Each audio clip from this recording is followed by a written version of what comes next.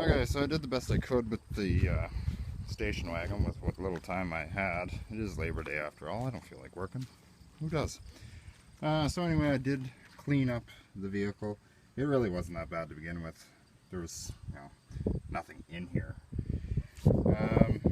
Just the typical coffee stains, whatever else. I'm having an issue with belts. I keep getting the wrong ones because I'm not sure of the year of the vehicle. Up until last night, I did in fact confirm that it is out of a 79 Firebird. So now I can finally get the right belts that I need for this. So it is a 403 Oldsmobile. The casting numbers prove that to be factual, but still, the configuration of the belt system with that particular vehicle is not the same as my 78 Buick. I thought it would have been, so I was ordering belts for the 78 Buick, anticipating that they would have worked. Well, they did not. So, and at first I started to think that, maybe the configuration of the old 307 engine, the belt system might have been still the same because the brackets were kind of similar to the 307. Well, it turns out that that is not truly inaccurate either. It's just, the belts weren't anyway going to work with that at all, so they were too short and too long and whatever else. So all I have is one belt right now, so I'm not driving it too far. I mean, it would be alright with one belt, but I mean, it's driving the power steering, the fan, whatever else.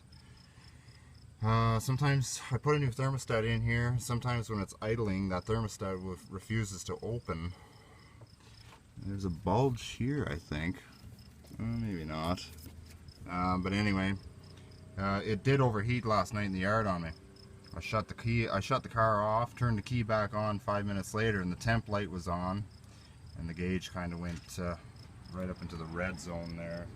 So I left it cool down for the night. These 403s were notorious for overheating, of course. But, very little I can do about that. So, tranny cooler is in this, I got to change the valve cover gaskets. It is leaking. You can still see that. Not a big deal. I do have the gaskets. I was going to do it here, but it's so friggin' stinking hot here that I've decided I'm just going to do it at the shop. One of these days.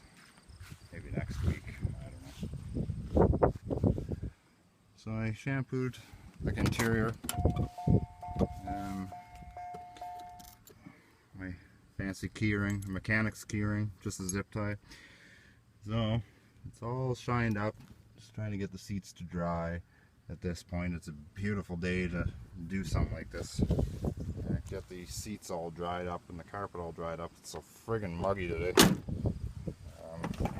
5% tint on this. I would say that's 5%. So they're a bit damp yet. Came clean though, like it's, just the usual 28-year-old crap. Headliner's good over here. Unfortunately, the headliner back here is sagging, and I was unaware of this, but it has the brake light indicator to let you know if the bulb is working or not. Well, I can't see it because, well, the headliner's drooping, so when I'm looking at it in the rearview mirror, I can't see it. So I'm gonna just get some tacks and just put it up there for now. That it's not gonna be. Kind of sucks looking in the rearview mirror, and that's all you see is that flopping around. I like to have the back window down. So the third seat, I also did that. I don't know why there's a blue seat belt there. I don't know. Maybe for the child seat, maybe. You're only technically supposed to have 2 passengers here. So you got a seat belt there. I mean, you got an extra one, then it's blue. I don't know.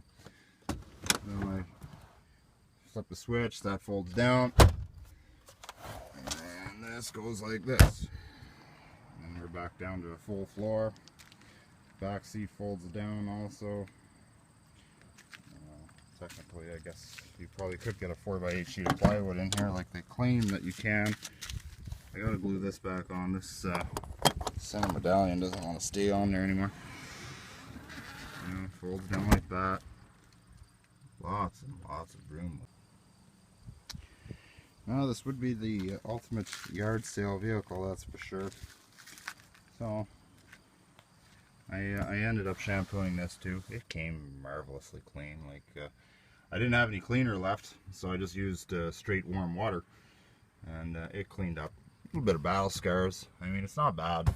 You know, it's a 28-year-old car, so I can't be, beggars can't be choosers in this kind of game anymore. If you're looking for something and you really want it desperately enough, you kind of got to pay what you got to pay and just,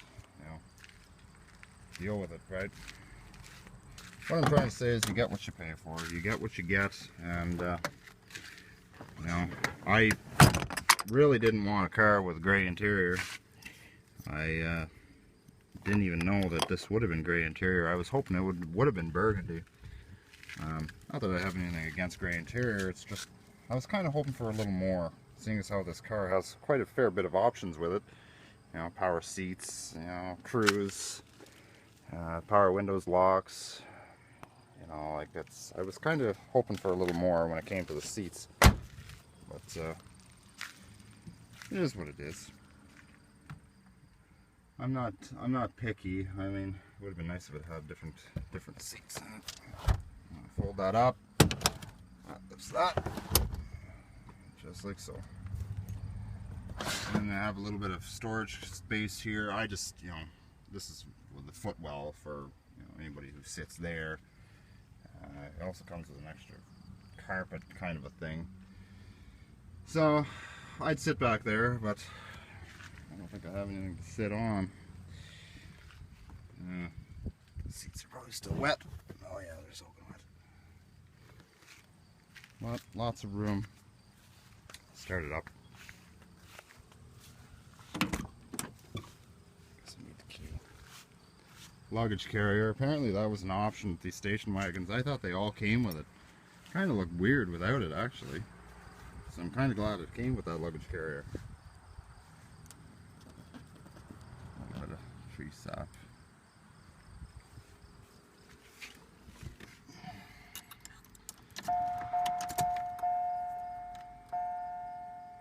Couple burnt out bulbs. The fasten belts light doesn't come on anymore.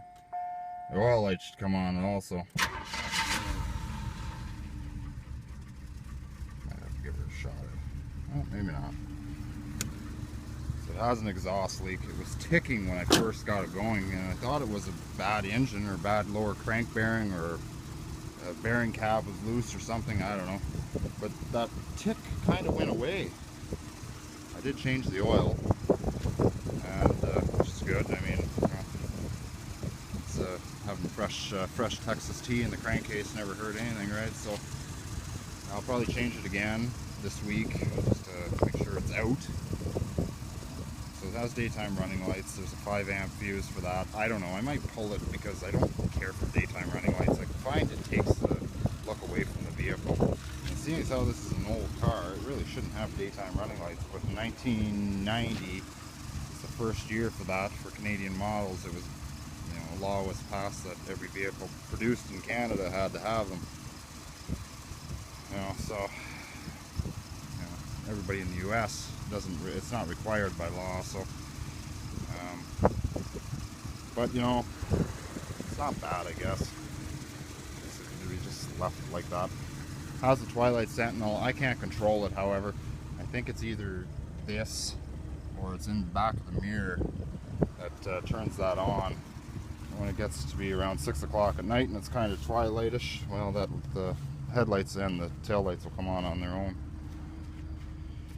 I mean, that kind of technology has been around since the early 80s, if not earlier, so.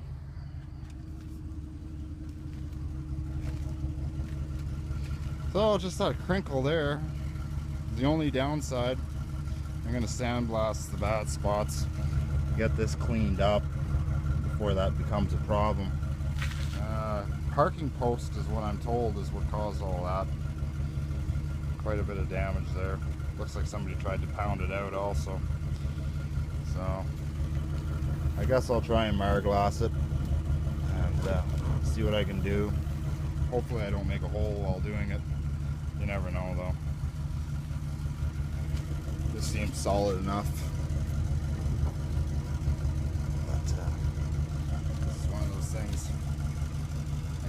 Bondo wagon on this 1/4. I'll have to try and clean it up and put a new sheet down, vinyl across here. Turbine wheels, oh I love that. No hubcaps.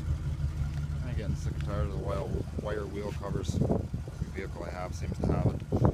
Anyway, 1990 Oldsmobile Custom Cruiser. Seems to be running like a top now. I'm going to give it a bit of a tune-up. Spark plugs for sure. Wires seem to be okay.